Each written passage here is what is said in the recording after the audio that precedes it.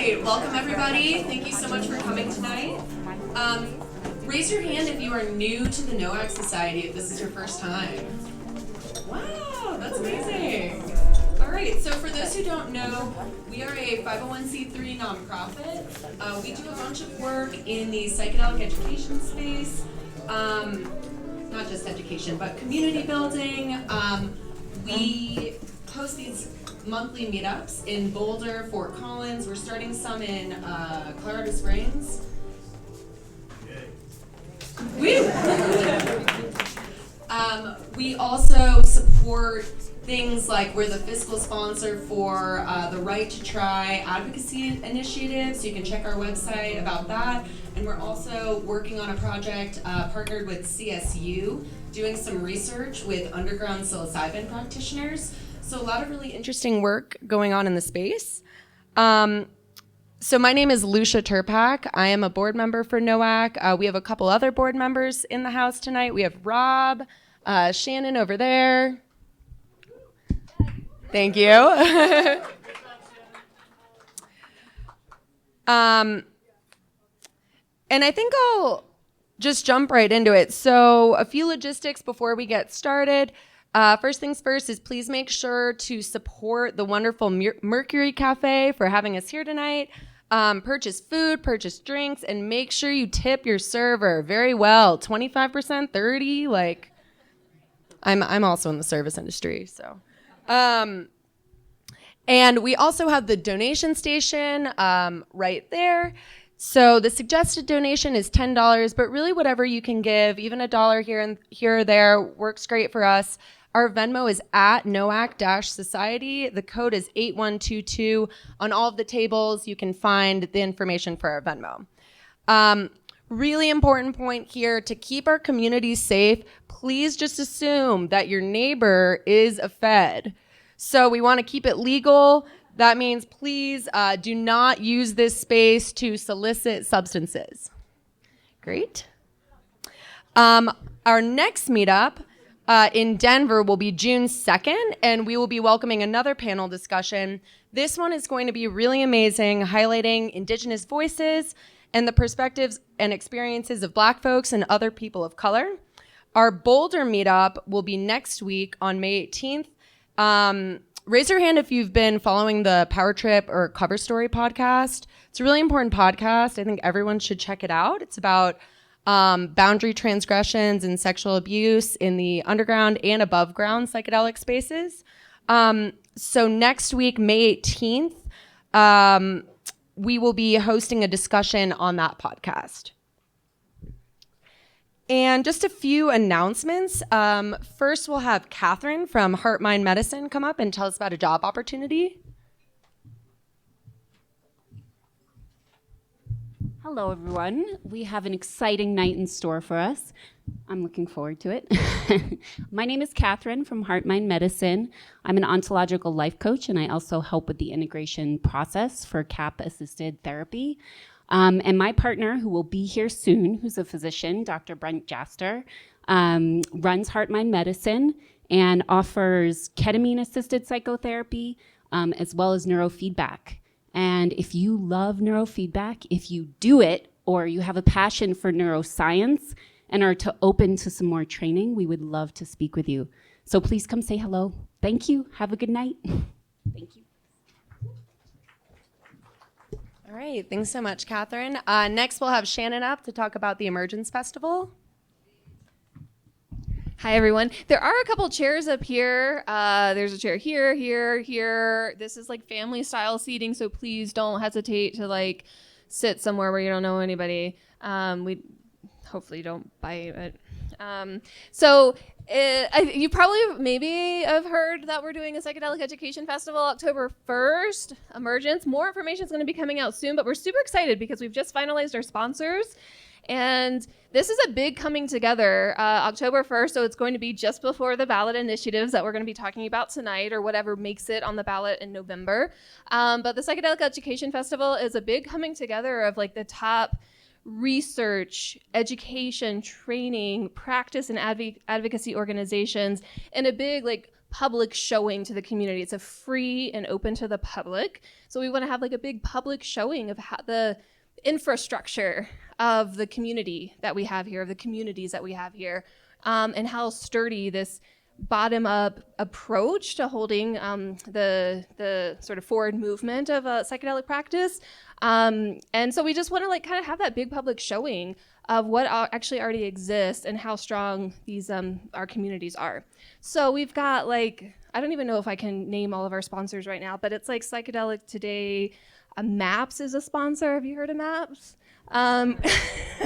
MAPS is a sponsor. Denver SPORE Company, Psychedelic Research and Training Institute, Naropa University is a sponsor. CSU School of Social Work is a sponsor. What is it? Vicente Cedarburg is a sponsor. Maya Health. Might even have one or two more. We have a space for maybe one or two more sponsors if you are interested in having, being a part of it and collaboration and you know, having your organization be a part of this. Please reach out to us. We're just finalizing all the sponsors right now, and then we're going to do a big reach out to the community for involvement and educational tables and everything. And it's all free. So we want like everyone to be a part of this and to feel like there's some ownership here. So we'll be doing some more outreach starting like June, July about different ways that folks can get involved in that big coming together. But it's really exciting. So mark your calendars for October 1st. Please be there. We need everybody to be there. Thank you. All right, thanks, Shannon.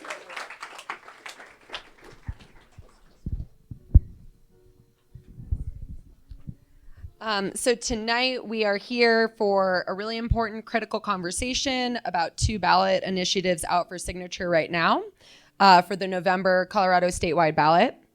So we will start the evening with attorney Courtney Barnes. Courtney will be offering us an overview of the Natural Medicines Health Act and the Decriminalization Initiative. Courtney is a devoted social justice attorney and leading trailblazer in drug policy reform. She has unparalleled experience drafting and helping to implement state and local policy reform measures relating to the decriminalization of psychedelics and the establishment of cannabis regulatory regimes. So we're really excited that you're here, Courtney. Thank you so much. Following Courtney, we will invite our panel to the stage to discuss the implications of each initiative. So the panelists will include Kutumi Castro, who is a mental health counselor, and Curandero, a sacred medicine carrier, raised in Ecuador and now living in Boulder. And we're also joined by Case Newsome, who's an emergency medicine physician in Denver who lectures and trains on harm reduction modalities within the healthcare establishment. We might go a little bit late tonight, depending on how lively the conversation gets. And as always, we appreciate you asking questions and showing up in dialogue with us. All right, let's welcome Courtney to the stage.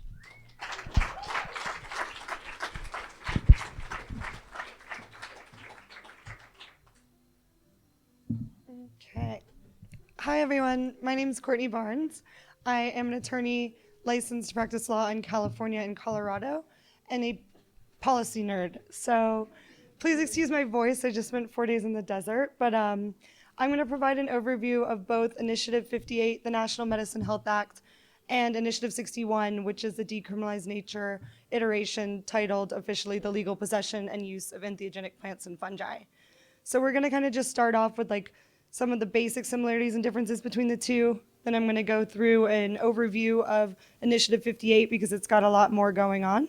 And then we'll end with a summary of Initiative 61 and then open it up to dialogue to kind of compare and contrast in a little bit more detail and issue spot and, you know, have an open conversation about it. So, all right, so let's get started. So, the National Medicine Health Act is a combination of limited decriminalization as well as the creation of a regulated access model. So it would remove criminal penalties for the personal use of natural medicines, and those are both defined terms we'll talk about, for adults 21 years of age and older. It creates like a public education campaign sponsored by the state, and also establishes a regulated access program where adults 21 years of age and older can go to a licensed healing center and receive psilocybin therapy services or plant medicine therapy services under the supervision of a licensed facilitator. So Initiative 61 is the Decriminalize Nature sort of simply decriminalization initiative. It's a lot shorter. Its purpose is to remove criminal penalties and really all legal penalties associated with adults engaging in the non-commercial use, sharing, possession, cultivation of entheogenic plants and fungi, which is also a defined term. So we'll talk about those.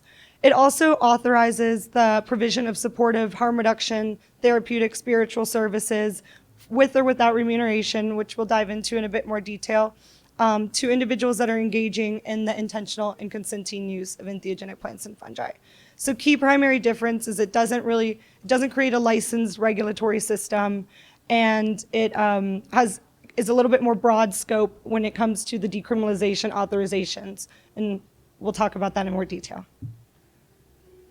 So just to kind of compare and contrast the primary terms of both initiatives, Initiative 58, the Natural Medicine Health Act, uses the term natural medicine as its kind of compound definition of all of the substances it's going to cover.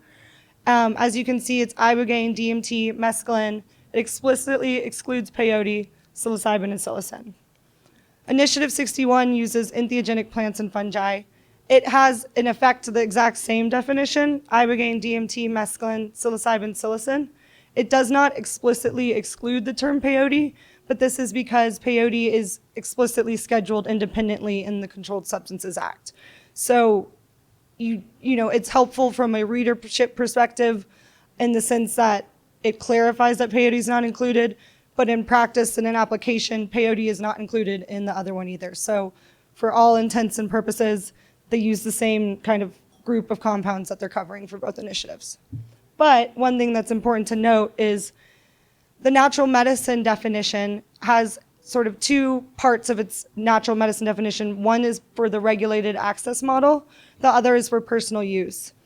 So for the regulated access model, meaning your ability to go to a licensed healing center to receive therapy services, until June 2026 at the earliest, you will only be able to receive services relating to psilocybin and psilocin. So while it does use that kind of broad definition for the purposes of licensing and provided licensing services, psilocybin and psilocin are going to be the only ones that are going to be the subject of this initial round of rulemaking that are going to be accessible for purchase from one of these healing centers. After June 1st, 2026, DORA, the Department of Regulatory Agencies, may add one or more of the following, which is kind of the rest of that group of compounds, if it's recommended by the advisory board, and sort of a couple other criteria there. So it has the option to expand the number of compounds that are available for purchase and use under supervision as part of this regulated access model. But in the beginning, it's just going to be psilocybin and psilocin. So kind of the main pieces of Initiative 58, which is the NMHA, licensure. The NMHA creates a licensing and regulatory system for healing centers, which are entities licensed by DORA to acquire, cultivate, manufacture, deliver, sell, dispense natural medicine and related supplies to participants. And we'll get into those defined terms, but essentially participants are individuals 21 years of age and older who go to these healing centers to access these services. They would be able to participate in an administration session and an integration session, as well as a preparation session. So preparation would be kind of your meeting with that initial licensed facilitator to talk about sort of why you're here, your health history, different kinds of, information that's important to your facilitator and guide to know about you to ensure that you're going to get the best and safest experience. Administration session is where you would actually ingest the psilocybin or psilocin under the supervision of a facilitator. And integration would be kind of that post-administration meeting. So that's kind of the scope of what goes on at these healing centers. At present, you can't take it home with you. You have to purchase it on site for use under supervision. And rulemaking is going to explain essentially a ton of what this will actually look like. We don't know whether you'll be limited to different, varietals or cultivars of different kinds of psilocybin, whether you can buy a chocolate bar, whether it'll be a pill, etc. This is all going to be kind of determined during the rulemaking if this initiative is put into effect. But it covers sort of the provision of natural medicines, education, safety, disclaimers, forms, contracts, sort of your gambit of what you would see in sort of that regulated cannabis system, except for there's no take it home. So key terms: department, facilitator, healing center, participant, natural medicine. We've kind of talked about these. Department of Regulatory Agencies. They're going to be the group in charge of implementation of this program if it is enacted. They're going to make rules on everything just like you would see with cannabis. So testing, cultivation, manufacturing, safety, security, etc. And the provision of natural medicines to participants. Facilitators are those licensed by the department. They must be 21 years of age and older. They agree to provide these services, and they must satisfy eligibility requirements. So this is going to include training, different types of experience. They don't provide or require you to have a professional degree in statute, but they do kind of imply like a tiered system. So based on particularly potentially like what indications someone's coming in when, whether it's severe or they're just kind of exploratory, facilitators may need different degrees of training depending on the types of services and the types of patients that they're going to be seeing.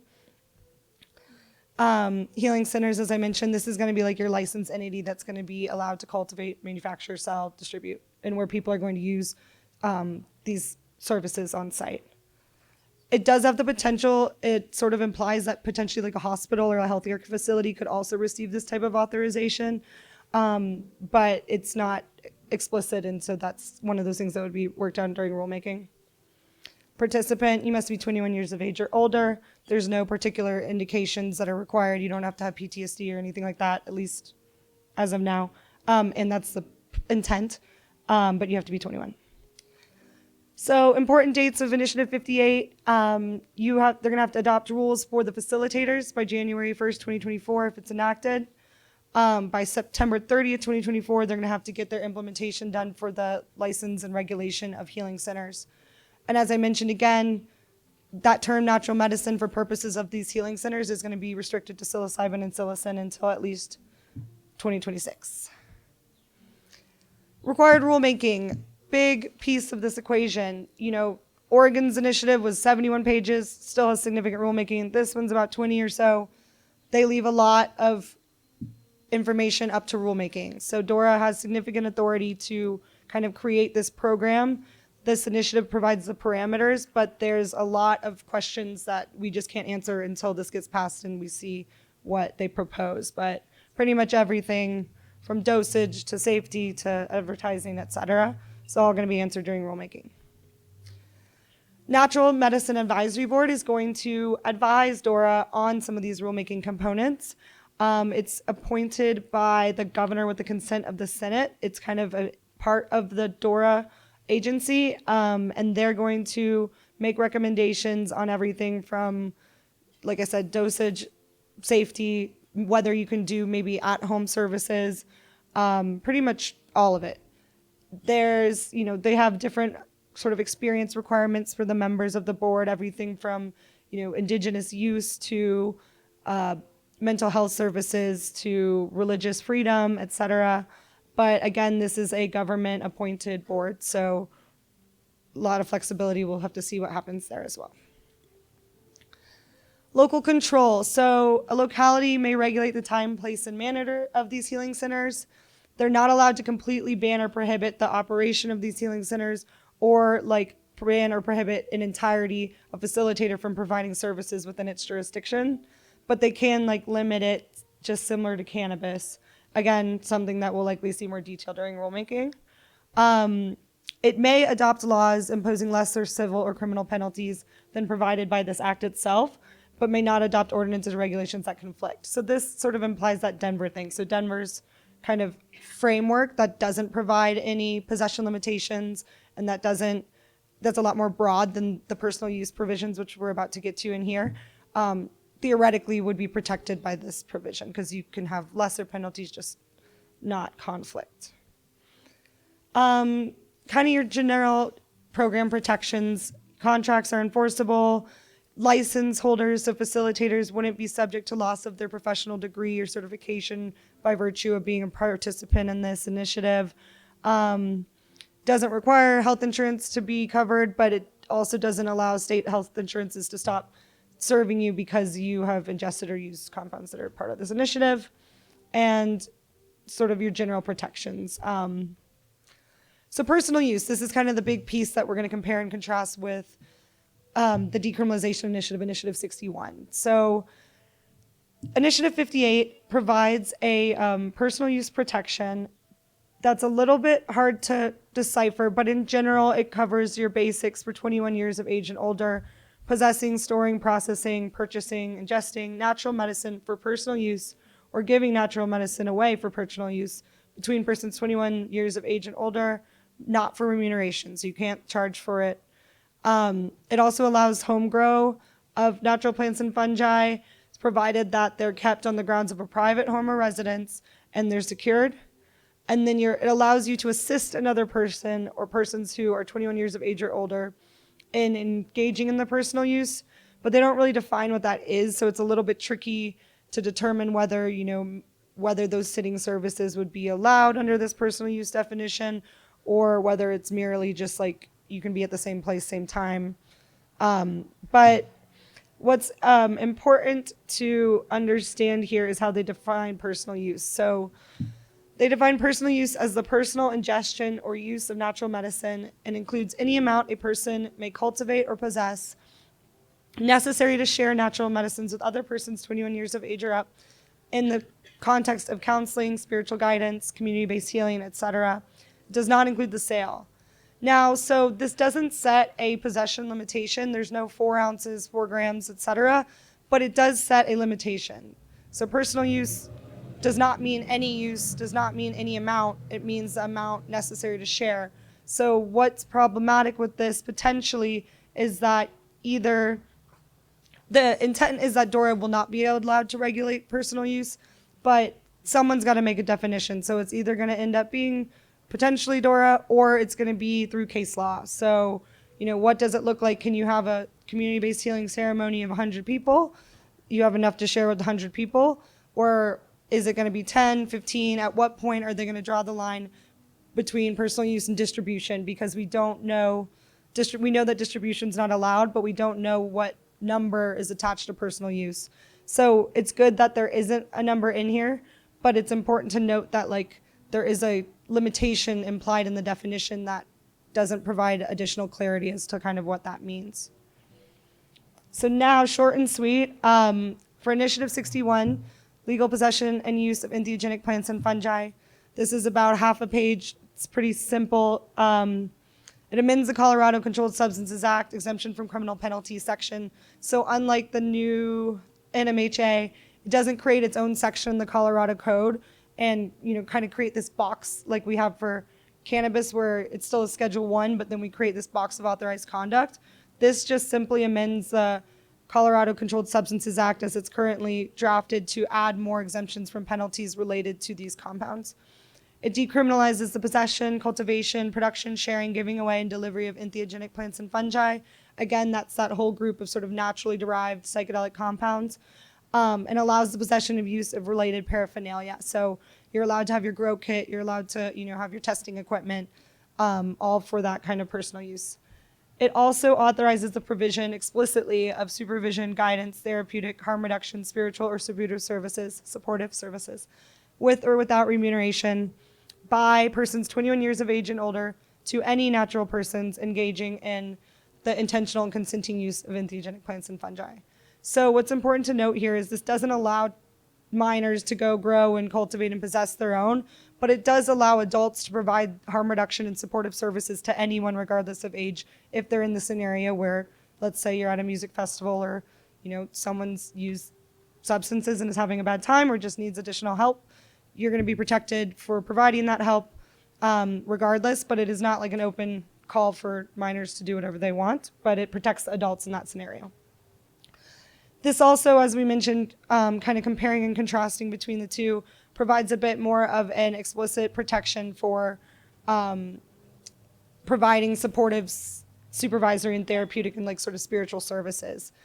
One thing that's important to note, and then I think we're about done here, is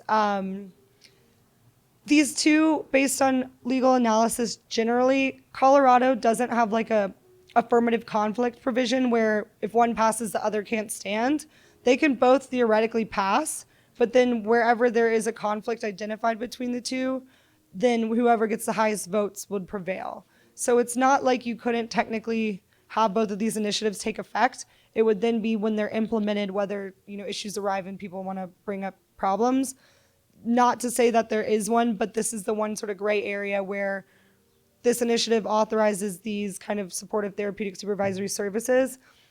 Initiative 58 sort of implies that you're kind of allowed to do it, but places a lot more restrictions on it, and then also creates this licensing program where there's the potential for those licensees to find conflict with sort of this unlicensed activity. I think you can argue that they're different, but that's something to kind of keep an eye on. But as a whole, they don't affirmatively conflict with each other, which I think is a very positive thing. And lastly, this paraphernalia piece is important for both. So under federal law, it's like the one piece of both of these initiatives that is actually like can override federal law. So under federal law, paraphernalia is illegal. However, if there's an exemption for any person authorized by local, state, or federal law to possess such items, it's not illegal under federal law. So this is like a really cool part where, because it's going to be authorized at the state level or even at the local level, you're not violating federal law anymore, which is important. They both have severability clauses. So again, this is if one piece is held to be invalid by a court. This is really important. We had this in I-301 for the Denver Psilocybin measure. It allows the rest of it to remain intact. So that's kind of all. Obviously, that was a lot to unpack, and we're going to get into it in more detail, but that's sort of your 101 overview of Initiative 58 and 61. Thanks.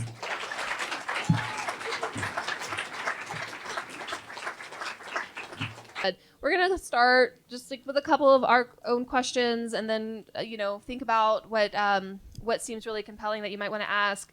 But first, maybe some introductions. Would you mind just a brief description or a brief introduction of your own backgrounds and your sort of interest background in plant medicines or psychedelics? And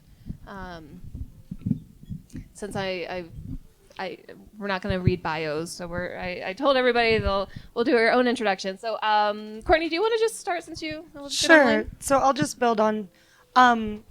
So as I mentioned, I'm an attorney. I've been in the cannabis space since 2015. I started my legal career at Vicente Cederberg.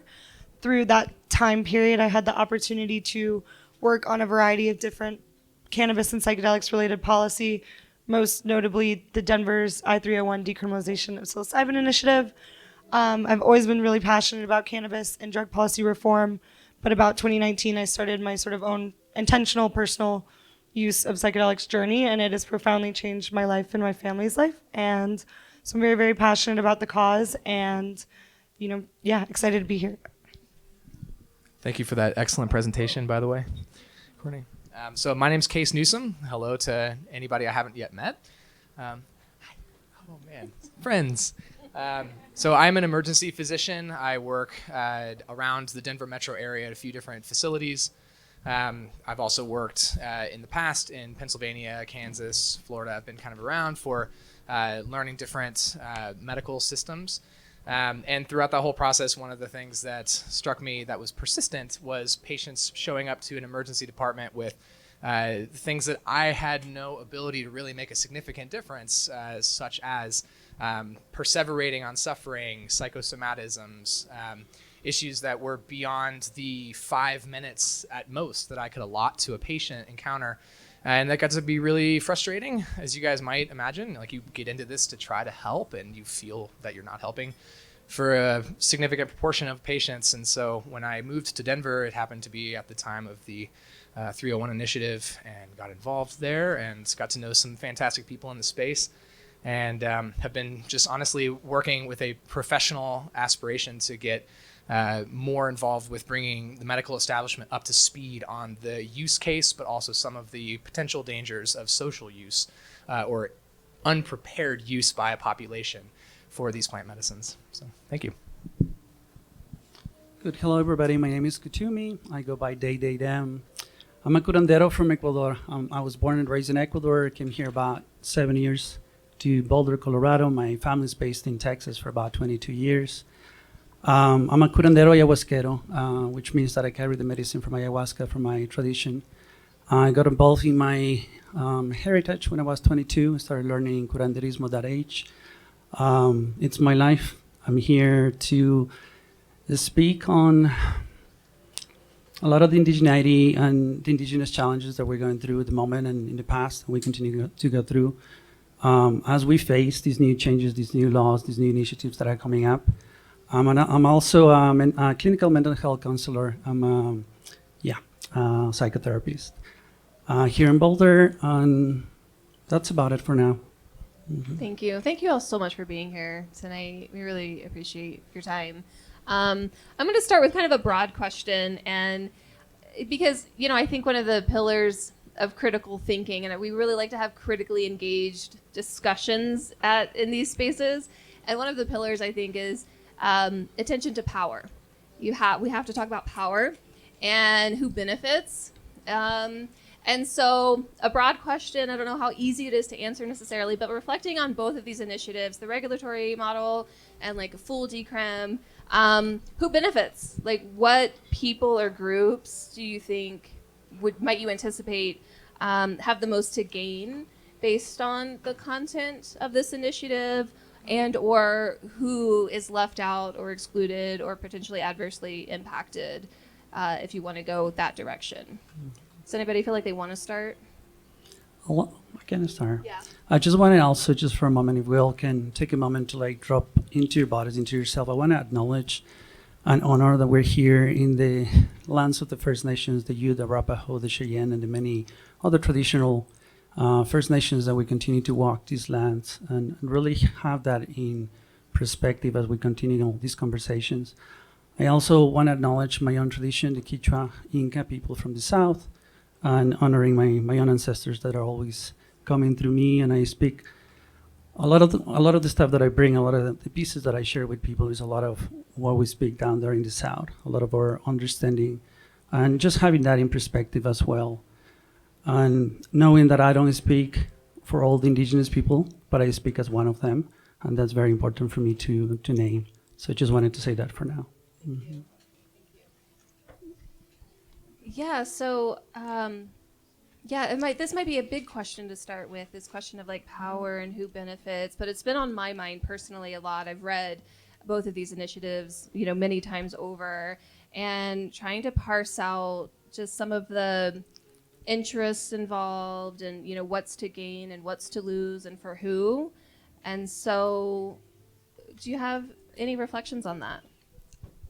So I can answer it, I think, very broadly. I am a huge proponent of decriminalization first, or at least decriminalization of the foundation of any type of regulated access or profit model system. No one should be going to jail for possessing and using and exploring with their consciousness and nature, essentially. So I do think that's a very important component of both initiatives and really has the potential to impact the most amount of people, although limited to 21 years of age and older. That's kind of the baseline of what anything should do. I do think with the regulated access model, you have the potential to access, be able to touch more people that particularly wouldn't access these compounds if not in a tested, sort of regulated, supervised context. It helps remove stigma. But at the same time, when you create a licensed model where there's barriers to entry, no matter how small or large, you're going to be excluding a portion of the population in that same vein. So it's a bit tricky, but I do think that decriminalization is really critical as we progress both at the local, state, and federal level in this policy reform movement, because we didn't necessarily get that right with cannabis, and we have a chance to do better this time. Can I ask you a question, actually? Do you, when looking at NMHA, do you get a sense that you'd still have the opportunity to pursue your own use away from the regulated model in a way that decriminalization first would uphold? Or do you think that there's something that would get in the way of that because of the regulatory apparatus starting to encroach? I mean, I guess it remains to be seen. In general, I do think it provides state level protections. It has a lot more room to add detail than the Decriminalize Nature one did, just by virtue of length. But as I mentioned, with the personal use thing not really being defined, and also having this sort of vague language on who can provide sort of supportive services, you get into the potential of, inadvertently creating more prohibitions and opportunities to violate the law that you didn't anticipate when this was enacted. As yet to be seen also, because so many of the rules are yet to be inscripted. I guess who stands to gain was the basis of the question. It sure seems like lots of people with the decriminalization first methodology, you still have to consider people's ability to pursue these medicines, to grow them themselves, the know-how, the sort of folk wisdom that comes through community use. A lot of that has been smothered and put underground for a long time. And for that to emerge like seeds in the spring is going to take a lot of watering. Did you want to say anything, Kasumi? I'm glad you mentioned power, right? Power is a big piece here. I think I'm really happy to be here. This is already some sort of level of inclusivity, and I'm also wondering who else here holds indigeneity. I really would like to see if you feel safe enough to raise your hands will be really good, just to see who holds indigeneity from the Americas in this room. Is anyone? Couple hands here. Awesome. One? Two? Awesome. Thank you for being here. Appreciate it. Awesome. I think representation matters big time. And this is a show that shows 3 people here holding indigeneity. And we're talking about indigenous knowledge, indigenous medicine. So I think we need to make a bigger effort to be more inclusive, to be more inviting as well, to develop relationships to indigenous people, for them to come up here in a safe way. Being up here is not easy for me. There's a lot of things that could happen to me just for speaking up. It's happened to many of my elders, my friends, my siblings. I'm a big social justice person, and many of us, we still get killed for speaking up. So I think being here and talking about power is really important to talk about also about inclusivity and also equity. How are we doing this work in an equity way that is really centralizing indigenous people in this movement and not just creating all this movement all about people who are within the norm, within the normative system. Because at the end of the day, to be honest, I come from the South. My medicine, which is here, we don't have any issues with this down there, but anything that is going to happen here in the US is going to have an impact for us. We've never had to regulate anything in Ecuador because these are sacred medicine, and that goes all across the Andes and the Amazon countries. So anything that we're talking about here, we need to keep also in perspective that anything that gets passed through here in the US is going to impact everywhere. So we want to make sure that we're actually being inclusive, that we're actually bringing equity, and we're actually centralizing indigenous voices in this movement, so that we can actually do it in a good way that is healthy for all of us. I like to say that a lot of what is happening right now, a lot of what I've seen right now, is a lot of collective liberation, and is really understanding that we're not here just to liberate a certain group of people or marginalized people. Everybody is struggling. Everybody needs to be moving into a place where we're holding each other in a circle. We've been polarized for a long time. We've been othering the other person. We're always talking about the other person and not really understanding that we're in circle. In indigenous ways, we like to say that we're a community. We move away from that pyramid, which is like one person on the top and then everything comes down, power dynamics. We want to really move into a circle where everybody has a voice and we get to talk about things. And we get to, because of the system, we get to decentralize whiteness and decentralize power dynamics so that we bring those marginalized voices in to have like a really balanced environment. Thank you. And I'd like to continue on this thread of power, because in Initiative 58, the regulatory model, DORA is empowered with quite a lot of rulemaking authority. with recommendations from this advisory board, this natural medicines advisory board. So for example, in one of the clauses in I-58 says, DORA has the authority to, quote, regulate each natural medicine differently based on its specific qualities, traditional uses, and safety profile. And in my mind, I read that and I'm like, okay, well, I don't know that government departments have done a great job of enacting accurate science-based drug, regulation. And nor is there a history of respect or reciprocity with indigenous communities and traditional uses of plant medicines. And yet the clause in I-58 says DORA has the authority to regulate natural medicines according to its qualities, traditional uses, and safety profiles. So I guess the question is, should we expect that DORA can or should do this? And what can we realistically expect in terms of that rulemaking process, and who ultimately is empowered to create these rules when there's like a lot of rulemaking to do in a short period of time? Like, what is that realistically? How's that going to play out? Do we have examples or?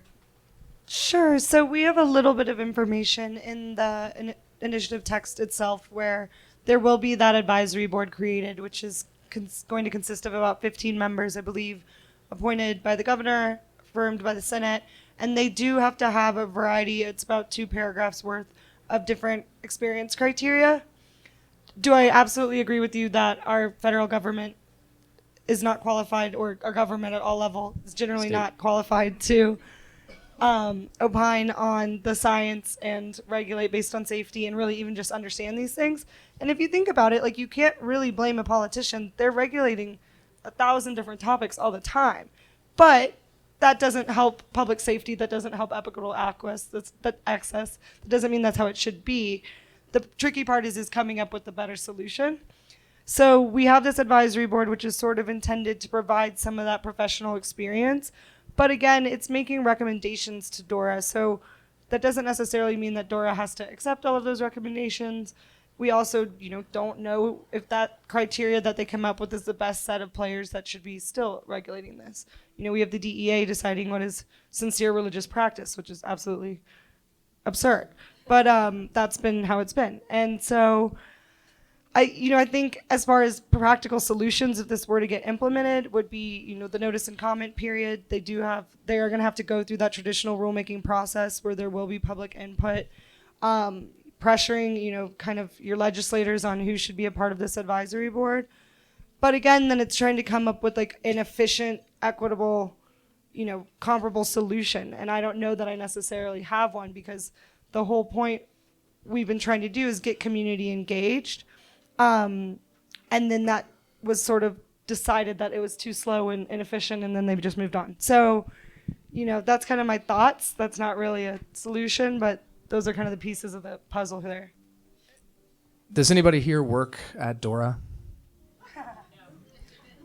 It's a serious question, and if so, you don't have to raise your hand, but I would like to talk to you afterwards. I just have some questions, which I guess maybe there's no answers until we pass an MHA, which seems like we have to pass the bill to know what's in it. Kind of that hilarity. So part of the issue is we're trying to figure out a way in like our Western establishment to create government licensed practitioners that are we trying to embody the whole life wisdom and skill set that somebody like Katumi is bringing forward? Like, we're trying to have a credential that shows that. It just seems like it was put into the bill potentially to make it so it's easy for the population to accept it, because that's the establishment that we're used to operating within. So there are pros and cons to that. I'm not going to say that we need to have none of it included. It probably is something that needs to be included for people to accept that this is going to be a safe step in the right direction, rather than something wildly dangerous or something like your general consumer that's being talked to by a signature gatherer. So I can understand why it was included, but I also understand why it's left very vague, But then we're also talking about a very closed-in, non-public process of 15 people, chosen by the governor at the time, and I guess ratified by the Senate but then they're within DORA, but all of those meetings are going to be closed in, and we're trying to figure out how to create shamans like that. You basically you did your hours of training. Like, it seems half-baked, but also kind of on purpose. So I think that there's pros and cons to that discussion. Maybe we can get into that a little bit more. But anybody from DORA, find me after, please. Yeah, I just want to say, my God, it's so complex. There's so many different layers that I'm saying.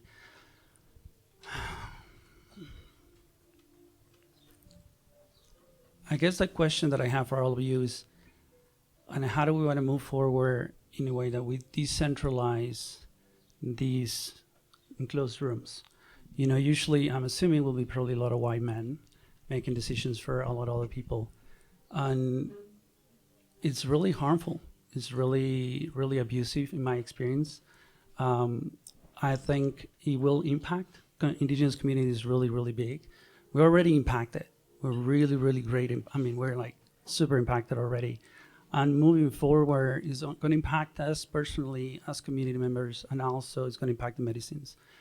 We don't see the medicines as a substance. We don't see it as something that we use. We see them as living beings. They're spiritual beings, and we're always in relationship to them. My fear with a lot of the initiatives that are being pushed right now, especially Initiative 58, is that there's not really a relationship to nature. It's from an idea of what nature is. It's an idea of what the medicine is, but it's not really in reciprocity. It's not really in relationship to what the ancestral knowledge actually carries with it.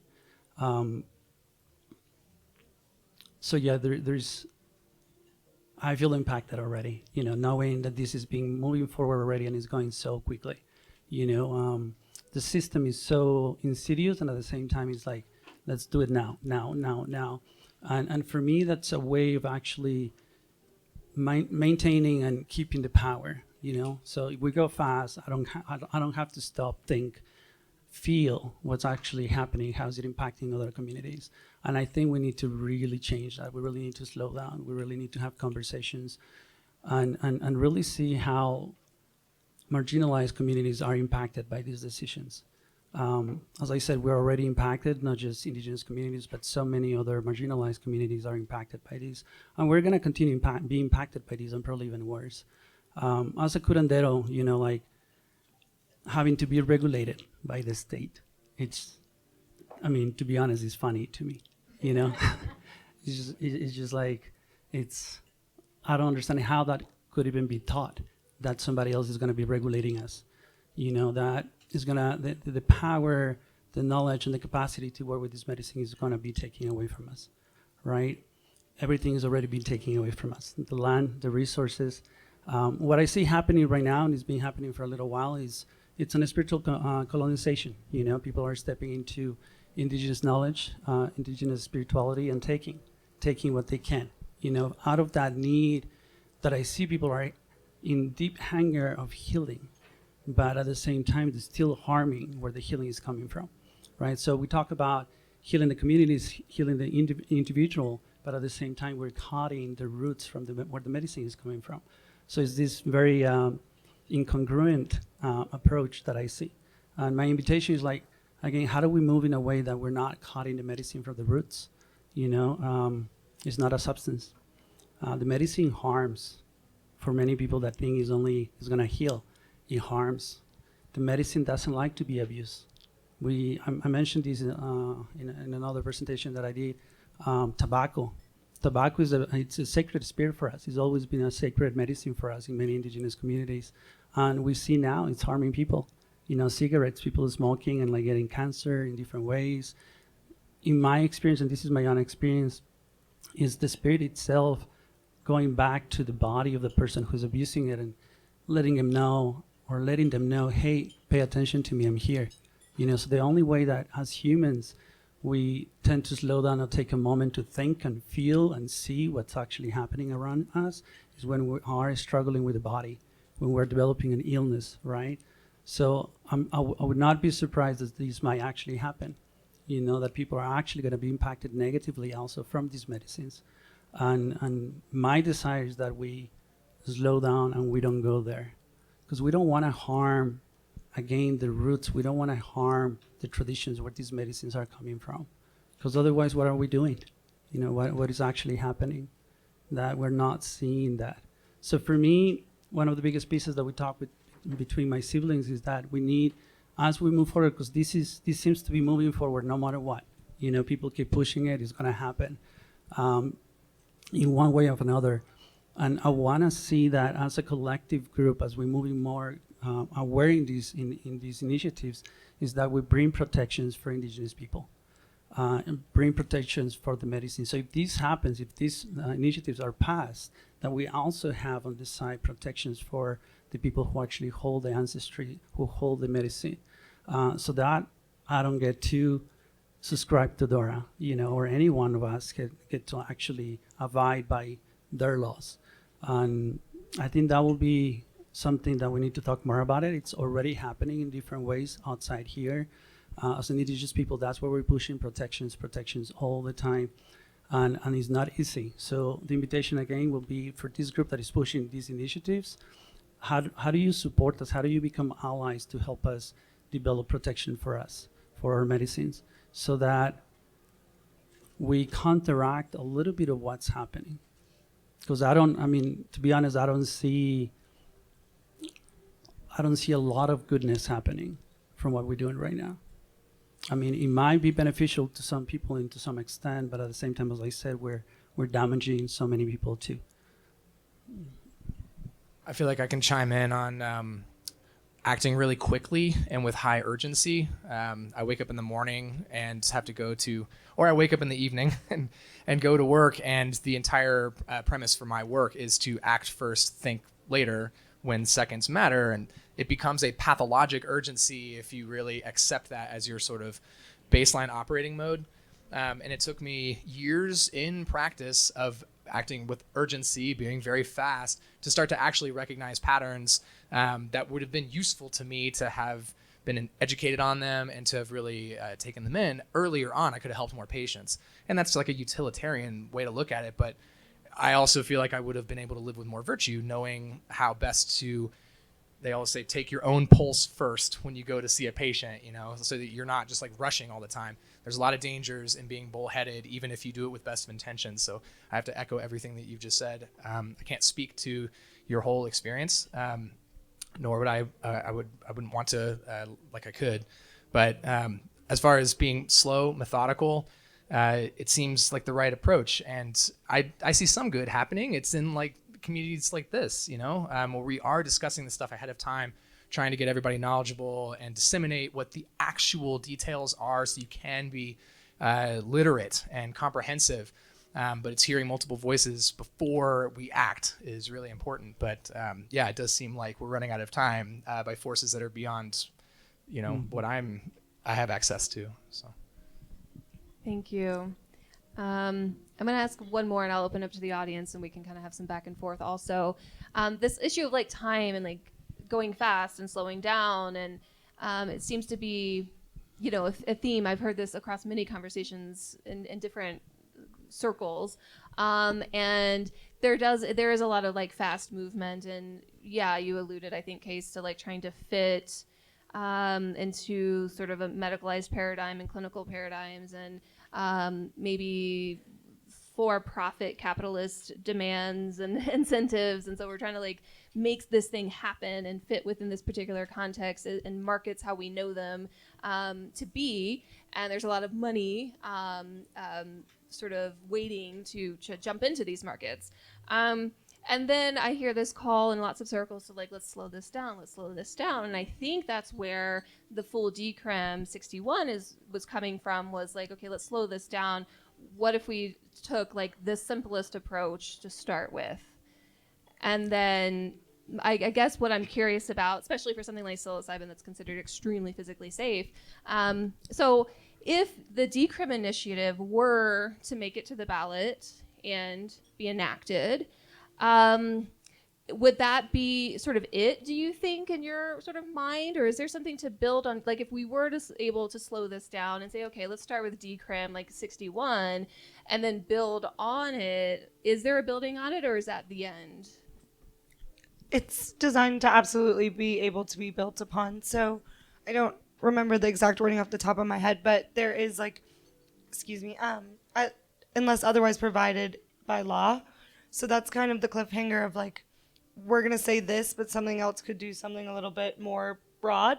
And then we have another common term in all of these initiatives, which is like notwithstanding any other provision of law, which is sort of this override of like, even though all these laws say this is a new one and this is how it's going to be from here.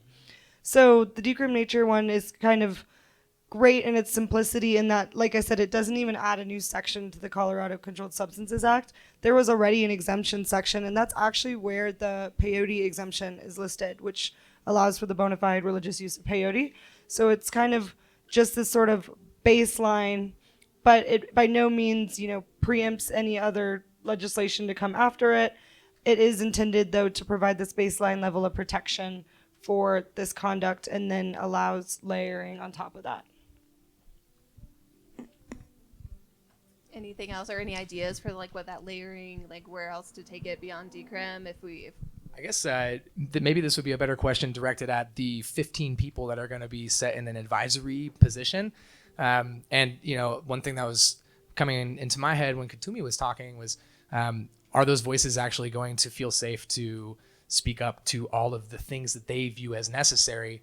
It seems perhaps the best approach to have decrim, or the simplest step, I think was how you phrased it, forward. So then you can still have a comprehensive opening up of people feeling safe to bring their advice, as an advisory panel. And that doesn't have to happen with a sanctioned panel. Like that can happen in a community like this.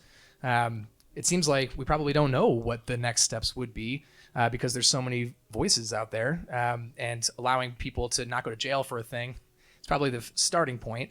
And then I love how in 61, there's an explicit description. Like there can be community use. I don't remember the exact wording, but you are encouraging that you actually create an organic bottoms up use case. And that can look different for different people.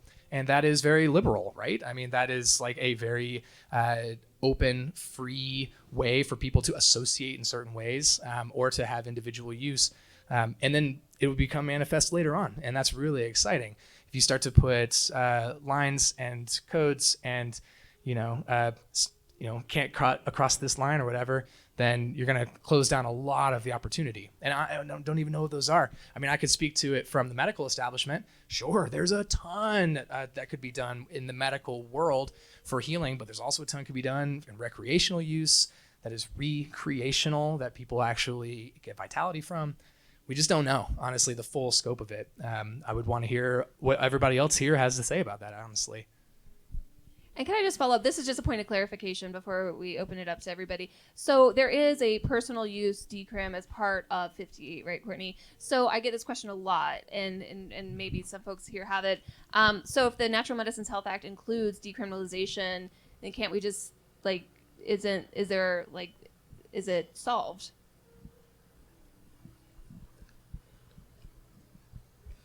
What is solved? From I'm what not vantage sure. point? Yeah, solved it. Like, is it redundant to have both of them, or is there a conflict? Can't we just have decriminalization and regulation? And if NMHA includes decriminalization, then what do we? So it's, as we kind of touched upon during the presentation, it's varying degrees of decriminalization. Decriminalization doesn't necessarily legalize conduct; it just exempts people from criminal penalties relating to certain conduct. What's interesting about both of these initiatives is that while they are labeled decriminalization initiatives, they do actually kind of authorize activity. So it does kind of provide there shall be no legal penalty associated with an adult engaging in the possession of, psilocybin. But where we get into trouble is this sort of personal use definition, right? So that implies a limitation. That implies that there is a use that is not personal. And that's where, we have the potential to have these law enforcement scenarios create case law which dictates what this personal use is, and that's going to be someone unlucky, and that's going to be just that's one more person getting arrested for something that we're trying to prevent, right? Is people going to jail. So I do believe it was important to have this kind of broader, stronger decriminalization initiative come out to kind of lay the like sort of model of what decriminalization should look like, in that there should be no penalties associated with engaging with natural plants and fungi as long as you're an adult, which is definitely a political necessity for getting something like this passed, but important. And then otherwise, like if that's what you're trying to do, that should be what you're doing. There shouldn't be this sort of, but if you're doing this, then never mind dynamic. And I don't know that that's the intention or not, but it didn't feel like the decriminalization provisions in the Initiative 58 sort of went far enough to protect the conduct we were seeking to protect as a community, which is spiritual use, supervisory, sitting, community-based healing, and, you know, exploring your own consciousness and engaging in activities that you should have the right to engage in. So I would get worried also that a lot of precedent starts to get set in the sort of safe container of having a healing therapy center and so on, and then that's going to get pulled as indication creep for how best to engage in harm reduction for social use. And it doesn't say that explicitly, but I always get anxious when you have an advisory panel of some sort that all of a sudden it could be looked to as the authoritative body when, you know, one time a paramedic or something is going to bring me a patient that's having a very challenging time. They have to be, you know, restrained and sedated and so on. And it's going to be pointed as this is just, you know, casual decriminalization and look at how dangerous it is.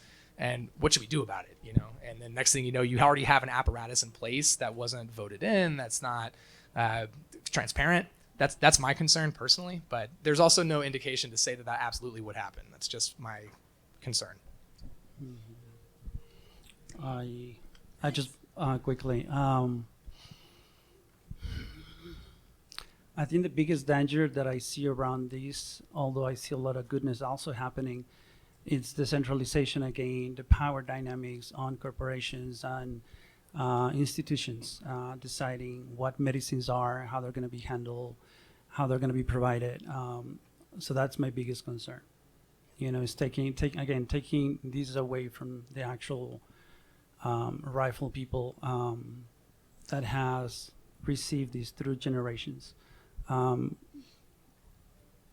thing that I wanted to bring awareness here, when we talk about medicines, natural medicines, and medicines from indigenous people, it's important to take on account the history of oppression in this land. My ancestors and many ancestors up here in the north have died protecting these medicines, have died protecting our ways of praying or ways of relating to these medicines. So we need to bring that in as well and allow ourselves to feel that we're moving fast and we're probably going to be benefiting a lot of people without really understanding how many people have died protecting this. So my fear is that that's going to be thrown away. Until recently, we had a law here, I think it was in Colorado or in Denver, perhaps. In Boulder. As an indigenous person, if you got killed, it was still not seen as a crime. And that law recently got changed. I think it was last year. So those things are still happening for us, you know, and we need to pay attention to those things. You know, I think it was until, I'm not so sure, but I think it was until 1997, there was a law here that 2 or 3 indigenous people together was seen as a gang, and they were subject to be in prison just by hanging out together. So that was 97. That was fairly recent. So we really need to look at history, which is not too far, to really pay attention to how the indigenous people who have been protecting these medicines for a long time have been impacted. And how do we want to rewrite those narratives? How do we want to rewrite what's happening right now in a way that is protecting everybody, that is really bringing forth that we haven't learned yet? You know, what I'm seeing, and I'll bring something else that has nothing to do with substances, but like yoga. You know, for instance, yoga, there's a lot of yoga people probably here.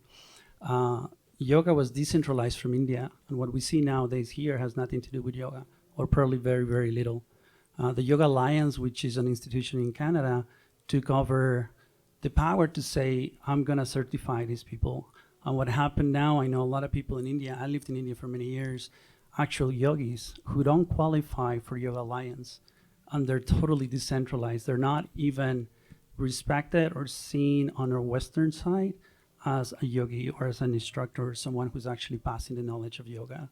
And now we have centralized Western people as the actual rifle, I don't know what you want to call it, the people who carry these medicines or that medicine, because for me, yoga is a medicine as well. So I think we've seen enough of this happening in our environment. So my question is like, when are we going to learn that the ways we're coming about these things are not, they're not really beneficial? You know, I mean, I'm seeing a lot of ayahuasqueros coming up here, which is beautiful, but I'm also seeing a lot of people who are offering medicines and calling themselves facilitators, people who have been down in the South for a week, a month, 2 months, even a year, which sounds a long time, but that's not the way either. You know, like, at least for me, it took me about 7 8 years to actually be stepping into that role. And I was invited, at least in my community, when you become a medicine carrier, is something that comes with great respect, not just because of the medicine itself has a spirit, but the spirit that is carrying comes from the actual tradition, from the culture.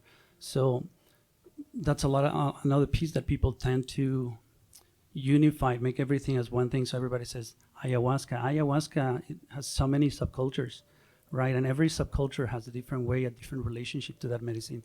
And even though we do have similarities to each other and we work with the medicine in very similar ways, we do have like family signatures to say, right? And that comes through relationship to the medicine. There's places that it takes 10 years, 20 years. You know, it's something that, at least in my tradition, there's not a time frame. You could be studying for 20 years and you might not even be invited to be a medicine carrier, right? So that's important to understand, that at the end of the day, it's not us who's deciding who's going to give the medicine and how we're going to give the medicine. It's actually all our elders or communities that actually acknowledge that we have walked the path, we have done the work, and the Spirit has invited us to actually do this work. So my fear, again, with this, a lot of what is happening here is that there's going to be a lot of people offering medicines and working through medicines with not really understanding what they are and how they work, and not just from a perspective of understanding that it's not about just caretaking the people that are taking the medicine, but you need to caretake the sacredness, which is the spirit realm. So that's at least where personally it hurts me to see that we call it natural medicines, but we're not really seeing the natural medicine yet. We're not really seeing the sacredness in the medicine. We're cutting it. So yeah.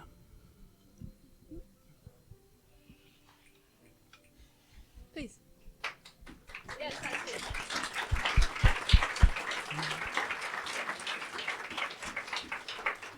I think I saw a hand back here. Go ahead. And I'll try to repeat your question if I can hear it. Does anybody in the audience have an answer specifically for the peyote question? I feel like I could work my way through it, but it would probably be inaccurate. They're both sort of working in like the natural plants and fungi, entheogenic plants and fungi, as opposed to kind of like all natural compounds. But because of the pretty just heated debate on peyote and its sort of over poaching, scarcity, appropriation, etc., it was a sort of just kind of political touchstone of the group that created the New Natural Medicine Health Act. It's always been their position to explicitly exclude peyote. And, you know, we respect that decision, but that's kind of what that is. And that's why I mentioned that by not including peyote, because it is separately scheduled, you are not including peyote. But it's kind of just calling it out as opposed to leaving it out. When it comes to the other compounds, and Nicole can touch on those. I guess, were you asking if it would be decriminalizing and legalizing the animal-based? So the other, the plants, like the other animals, aren't included because they're not being decriminalized. So they would still be just not included at all. The Natural Medicine Health Act was written first, and then the Decriminalize Nature one was written kind of in response to the Natural Medicine Health Act. So that one only included the substances that were kind of at risk of commercialization under the Natural Medicine Health Act. But any like psychoactive substance that's in any of those animals that you're listing like isn't included in any of these, so it would still be a crime in Colorado essentially. Is that?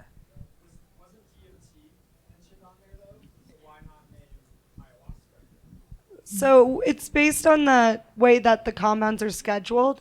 So there's no like explicit listing for ayahuasca in the Colorado Controlled Substances Act. It's just DMT, but I do believe that there is a separate listing for 5-MeO DMT. So it's the same thing. Like the Decriminalize Nature initiative doesn't use the same laundry list of verbs that the new approach, new NMHA does, as far as like delivery, transport, transfer, bar, just like all of these things, because you want to keep it simple and keep it to like the crimes that are defined in state law. So we do expand a little bit, but we didn't want to list all. We wanted to keep the listing of the compounds specific to how they're listed in state law, so it's easy for law enforcement to understand. So DMT would include ayahuasca, ayahuasca would be classified as DMT for purposes of criminal prohibition, but it's not explicitly listed in there because the compounds in the Controlled Substances Act include any manufacture, salt, derivative, preparation, literally like anything that would include these compounds. The brownie, the conduit, is encompassed in that compound definition, if that makes sense. I know there are people in here that could school us on that DMT is like a million different things also, so we're really, we're sticking with what's already in precedent by wording. Nicole, do you want to also give a quick little introduction for anybody who doesn't know your authority in this? Oh, I don't know his authority, but I'm the co-proponent of the Initiative 61. And I was going to ask a question about could we get into sort of like the history of where these initiatives came from and why, like when we talk about power and privilege in this conversation, like who is behind them, how much funding is being pumped into the Natural Medicine Health Act. We don't know where any of that funding is really coming from because they haven't answered those questions. And I'm just curious if we could like frame any conversation around that about kind of just the lack of transparency and like the history about all of this. Can anybody speak to that from the panel? I can't. I purposely avoided going into government so I wouldn't have to deal with untransparent perspectives. No offense if anybody here works in government. That's not really. To your question, do you mean like the PACs that are supporting it? Like what's the sort of like lineage with Oregon's history and so on leading up to the like precedents for now? Yeah, like, or like the changes of the wording of these? Where did the Natural Medicine Health Act come from and why did community respond to it and where did they fit? Gosh. I can provide like a basic that goes really overview. deep. I don't know the details, and I'm not here today to opine on anything besides provide my objective analysis. But so the Natural Medicine Health Act was proposed by New Approach PAC, which is a compilation of David Bronner. I don't know the other names, but there's a lot of them. They were some of the people associated with Measure 109 in Oregon, which is the psilocybin regulated access model. They've been involved in a lot of different cannabis regulatory regimes. And in the beginning, it was intended, everyone was at the table. It was intended to have one initiative be proposed for Colorado that was going to be this like community beautiful oriented process. As that progressed, there appeared to be a continuing sort of degradation in the amount of community input that was solicited from the team who was involved in the meeting and the strategy sessions, who was involved in drafting, myself included. And so there became to be a little bit of distrust and just sort of exactly that with, we're creating something for Colorado. These aren't Coloradans that are doing this. We were the first in the country to pass Denver's initiative with 50 grand or something, like all grassroots efforts. And we did it. And so Colorado, we have a lot of potential here to pass something that's awesome. And obviously money helps and polling helps and all of these things that are, useful, but not to the sort of detriment of doing something, of rushing something. And so, again, I don't know the details on the funding, so I would love for one of you guys to provide that. But in response to this sort of just continuing distancing of community and Coloradans from the drafting and strategizing of the NMHA, SPORE and the My Coalition and Decriminalize Nature Boulder County and Decriminalize Nature sort of came up with this response initiative, which is like, hey, we all agree on decriminalization. We know that that works. Nothing bad happened in Denver. That's sort of the ethos for Decriminalize Nature.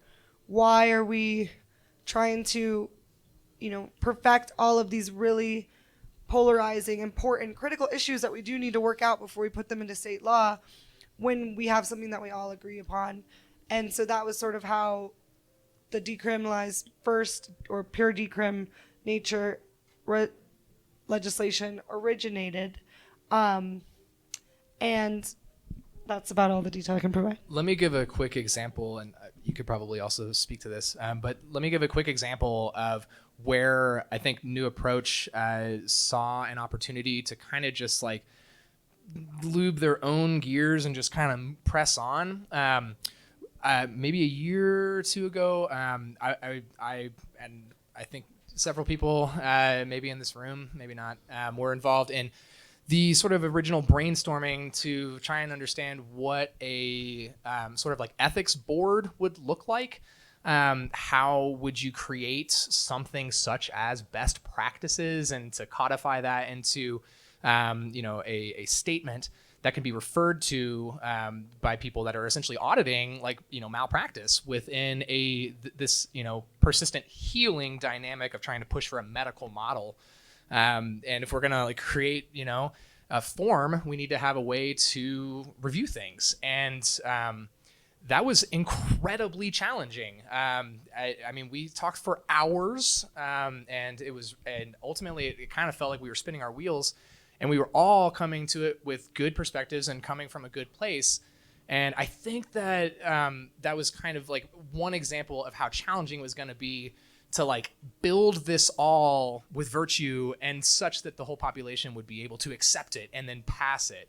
And so from there, certain actors that were well positioned from, polling and prior experiences in other states, they were like, we don't need to worry about that right now. We can just go ahead without, figuring out what it means to have virtuous or highly ethical work that's going to be objectively good upon review, and we can just go ahead and push this because this is really slowing our progress here, so that doesn't necessarily answer what your question was, but that was one example of how it was just going to be easier to press on. And that's where My Coalition, SPORE, and so on, props to trying to build community in response to that rapid lubricating from the Political Action Committee. You have to be dubious on where that's coming from when we were trying to do it very methodically and by the books, create the book, and then be able to review things by the book. And it was really hard, and it was going to take more than a year, So anyways, sorry for my rambling. It was perfect. I have a hand in the back, and then Jazz up here. So I'm sure I don't have the best answer to this, but I'll try. You have I think one of the creative or more expansive ideas is the expansion of the Religious Freedom Restoration Act protections, sort of the overhauling of the DEA's approval process. Because even though, for example, peyote has 3 different mentions in federal law and regulations as far as explosive protections, you still need a DEA permit to cultivate. You still have to do reporting. You can't sell, there's still all these restrictions about it. And so, decriminalization theoretically applies to everyone, indigenous groups included, but it doesn't, particularly respect or, further solidify the rights that indigenous people should have and should be able to carry as we progress into a regulated profit model. But I think the religious freedom protections are very weak in the way that they're able to be interpreted. The DEA has not granted a single religious use exemption since it was forced to create it based on the Supreme Court precedent. And there's only really ever been successful case law for peyote and then DMT. So that is one idea. I think generally, and I, again, only have my own opinion here, we need more cultivation of peyote. We need more cultivation and production of these compounds, whether it's through regulated, DEA permitted, or just state level universities. We're not going to decrease the demand for peyote. Same with criminalizing drugs doesn't decrease the demand for drugs. We need to kind of protect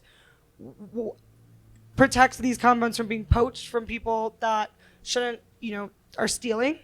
And we need to increase production and awareness.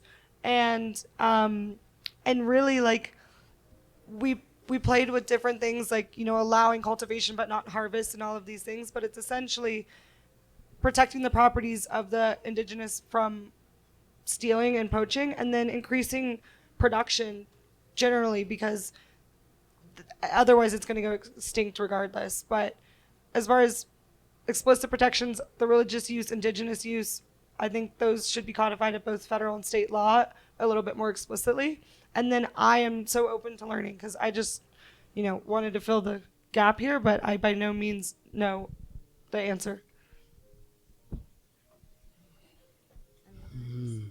I would love to think that an advisory panel, in the event that NMHA gets passed, would have some wise folks on that panel, and they'd be able to elucidate some positive steps forward. And if they don't seem to, or we don't have access to be able to recognize that that's happening, we should push for it as a community. Mm-hmm. I think one thing that I just wanted to say, answering a little bit of that question, not so much, but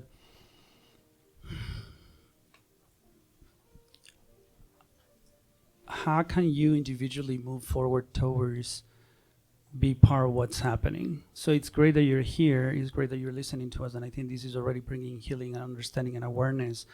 First of all, there's a lot of question marks for the first initiative that wants to be passed, right? And where is it coming from? I have no context to that. I mean, I know a little bit, but not a lot. I see a lot of challenges around it. I don't like it personally, and I know a lot of people from my communities and people that I participate with here, from indigenous people, don't like it. But I think we're at a point that we can learn from even what's happening right now. So there's a lot of questionings, because we're not happy with what is being pushed forward. So if we have something right now, how can we learn from that? A couple things that I hear from that initiative, and it's something that I hear often in a lot of these things and things that we do, is that I see a lot of entitlement and ignorance. And not ignorance as something bad, but just people ignoring what's actually being pushed and being entitled to push it, right? So I think we really understand that we need to shift that consciousness. We need to really understand that we need to decolonial our ways of thinking, that even though we don't know something, we don't really understand it, that we make ourselves feel that we actually do. And we feel entitled to push through those ideas that we have about ourselves. So really shifting that, again, to a perspective where also bringing the questions, like you said, where can I get involved or something like that, right? I'm here. Many indigenous are around, The question is if you're not connected to indigenous people, why? We're here. We're still here around. So again, it's how you personally, in your own groups, in your own environment, in your own community, how are you centralizing our voices? How are you inviting us back? How are you sharing the power within the system, right? So where you need to go and how you need to do it is really up to you. You need to start searching. You need to start taking initiative to go okay, I'm motivated to do something about this. I'm gonna connect to these people and here, without forcing any relationships though, because we're very protective of ourselves. We're very protective of who we are, our medicines, our traditions.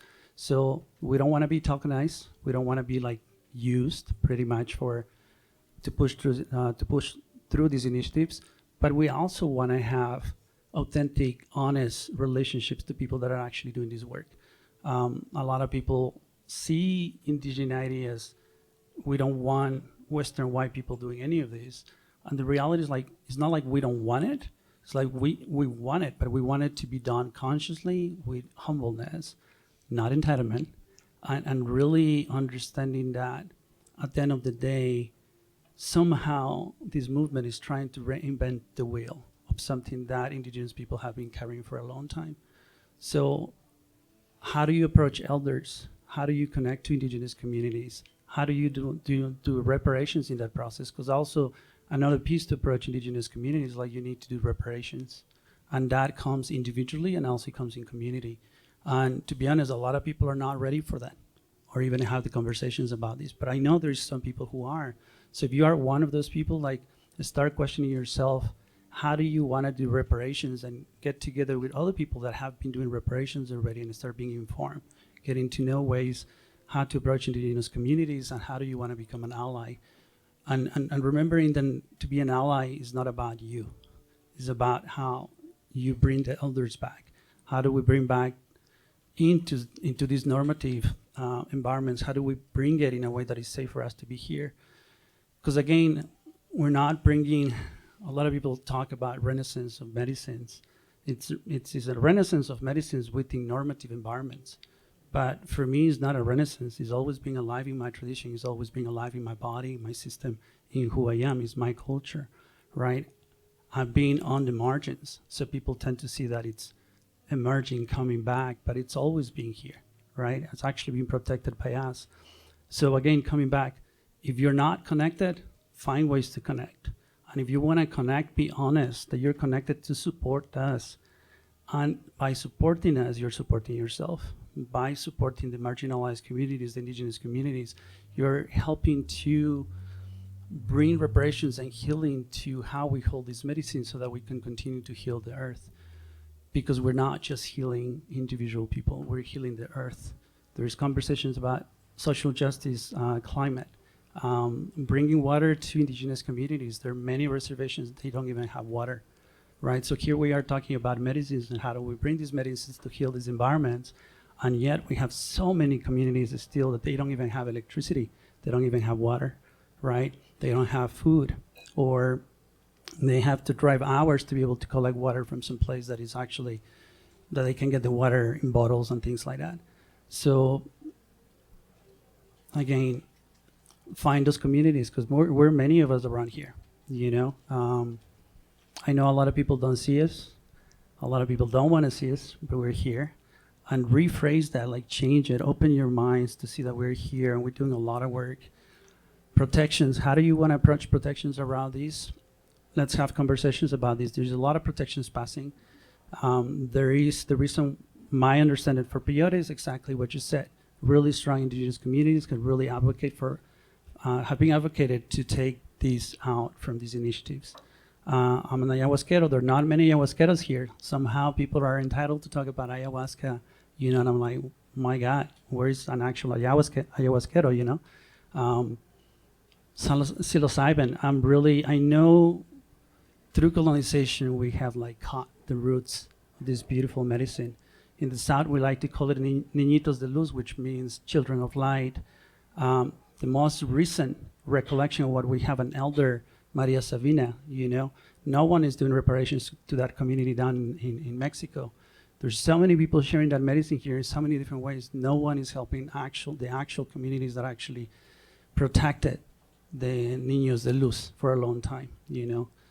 I was recently made aware that actually when Maria Sabina became so public, the anthropologists that actually went down to the community outed the whole community, and actually the community, many members of the community got killed. And I believe also she got killed because she was put on the open, which is what I mentioned at the beginning. Even for me sitting here, there's always fear. Like, I don't know what's gonna happen. You know, there's people who actually don't like that we actually speak up, you know? But we continue to show up, you know, because we love the planet, we love the earth. And this is not just about the medicine itself, but it's like, how are we supporting the earth? You know, at least down in the South, we have a saying that at the time that we recognize, that we acknowledge, we become aware, something shifts in our consciousness when we see that Mother Earth, Pachamama, is our body. You know, it's everything, like everything, the whole creation is her. You know, it's the container.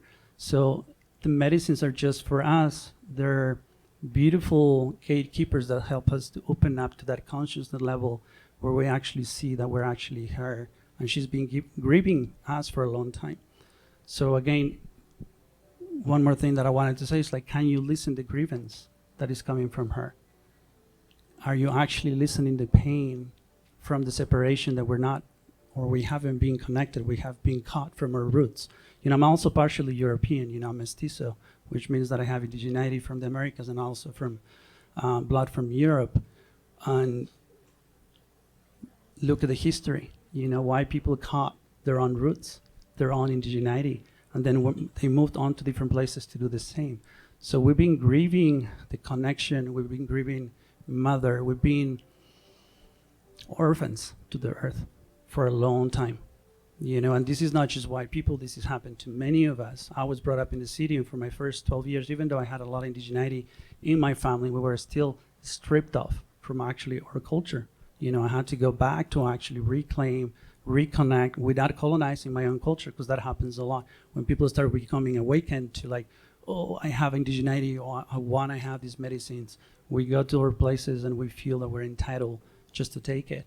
And it's not the case. We still have to like decolonize ourselves, we have to clean ourselves, and we have to like be invited by our own communities. I was adopted by my own culture to be able to hold this, because I was an orphan as well. I was brought up in the city, totally disconnected from a lot of my indigeneity and my culture, right? So again, the question is, how are you moving forward in the reparations, and what's your responsibility and accountability to reconnect, not just for your own goodness and your health and your healing, but for the community, for the environment, for the people that are around you. And the people that are around you is not just white people, Western people in the cities. There's so many indigenous here. There's so many black people. There's so many people from different countries, from many places that are. We're trying to navigate the system in the best way, and it's still very challenging, you know. So. Mm-hmm. I'm really glad you joined us tonight. Thank you, Katumi. I am realizing the time. It's very late. It's much later than we normally would go. I thank you for hanging on with us. Jazz, did you want to say one last thing to wrap us up? Sure, thank you. I myself, and I think a lot of people in this room, are very concerned about the personal use component of the NMHA. And I also know that a lot of people in this room fought for that component to be included in the NMHA. So I just wanted to double tap on that briefly. I know we don't have much time, but I know that Katumi mentioned that curanderos practices may not be, or may be regulated by DORA, but can we just talk a little bit about whether DORA does actually have the ability to regulate personal use, or whether with the protection of spiritual and harm reduction services, are people protected under that component, especially with the remuneration with those two services? And you're talking for under NMHA? Under NMHA specifically, yeah.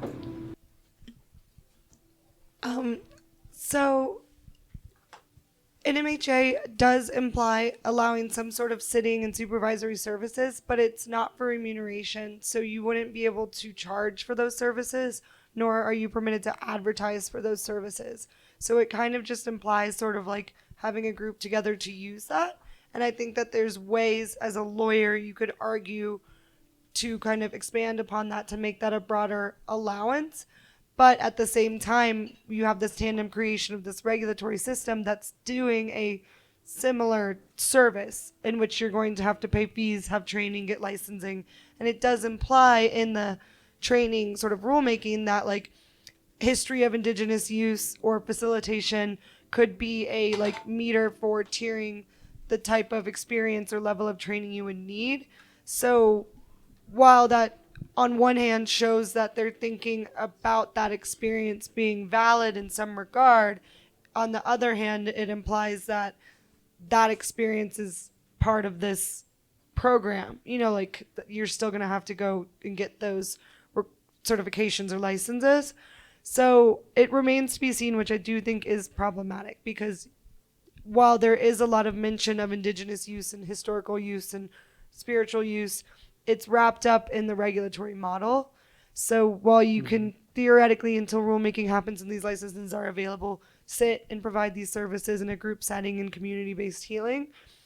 There's the potential for, once these licenses take effect, just like we're seeing sort of with like, I made the example of like Delta 8 and the cannabis industry being upset about being able to skirt all the regulations and make the same money, there's that potential problem there. So to sum up your question, it doesn't explicitly prohibit it, but it remains to be seen how these natural medicine services get defined in detail, and whether there's still going to be space for this unlicensed but very safe and experienced facilitation modalities to occur, at least, and is there any way to make money off of that too without that being prohibited as a business activity that's not allowed?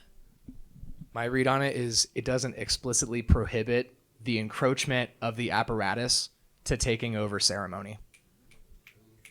That's it. So I don't trust it personally until you have proof in the pudding that the advisory panel sets in an official blockade that cannot be overcome, that says that ceremonial use that has age-old practices can't be brought into the money-making machine by the establishment. We see this in medicine all the time, like the medical establishment. And it's like amazing that there's over-the-counter medicines that people can just go and buy themselves. So maybe best case, it would be that you have a healing center in the event that NMHA passes that, has like a branding, like organic, basically, or whatever, that like the government gives, says they went through all these processes, they paid for the credentialing, they did this many hours of whatever, and they have succulents in the corner, and so they're allowed to like say I am this licensed, but then it's also perfectly fine for you to pursue ceremonial use, but the remuneration situation is going to come into play. There's a reason they put that in there. If money is being transacted, somebody needs to get their cut. Sorry. I think there is a piece around, in my experience, there's a piece around when things are not implicit and well explained, is an actual strategy to continue to have or keep the power on those who have the power already. And that's usually how things are handled in many ways. So for me, that's a little bit of that, and just to give you an example, if that passes, if anything happened in the sense of like me, I'm offering ceremony, right? There is some exchange reciprocity in terms of money because I need to leave, pay my bills and stuff like that. And it might not be a set price, but it might be a reciprocity, but money is involved. And if I get caught, then we're talking about systemic oppression, where like me as a person of color who holds indigeneity, I might not have the same resources of somebody who actually have less systemic oppression than myself, right? So that big space, it's done in purpose. So that systemic racism, in my experience, continue to be perpetrated, prolonged. So, and simple things as having to hire a lawyer. Do I have the money? Do I have the resources to get a lawyer to get me out of it? I might not have the same resources as someone who actually is wealthy in the system, and has a lot of power or has a lot of connections, networking. So there's a lot of questioning around that for me. It's very murky. And it's done in purpose. Thank you for that question. Mm-hmm. And thank you everyone I'm sorry we don't have more time to just discuss, and we could probably go another 2 hours taking questions and dissecting all of this. I'm sure there's going to be more conversations to come as we approach November. This is a good beginning, and there's certainly more to unpack. I want to thank our panelists, Courtney, Case, Katumi. Thank you so much.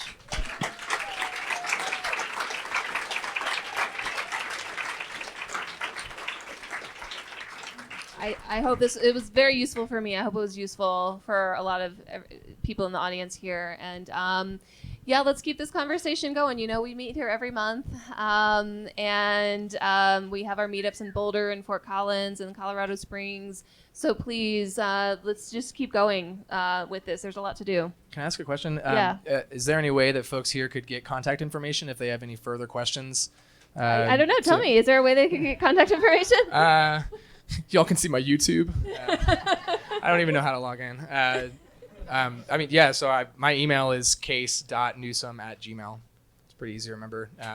But the reason I say so is like probably all of us want to support psychedelics coming in the best way possible. And now we're like, do we say yes or no when the signatures are gathered and NMHA and Decriminalize Nature are successful? It's like, do we say yes or no to that? This is an ongoing question, and I want to hear from you guys as well to help inform my vote.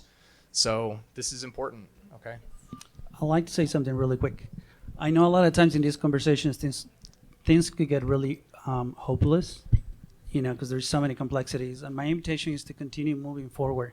Again, don't go into that hopeless space. Me as a person of color, I don't have the privilege to actually go there. I'm always on the front line confronting and being here and talking about these things and like bringing forward my ancestry. So my invitation is like, don't go there, step forward, continue to do the work, continue to challenge and question.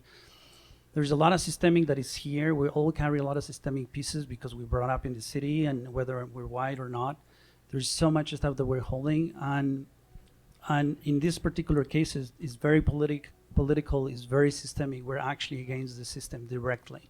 So it gets really heady, it gets really complex. There's a lot of money, there's a lot of power, there's a lot of corruption.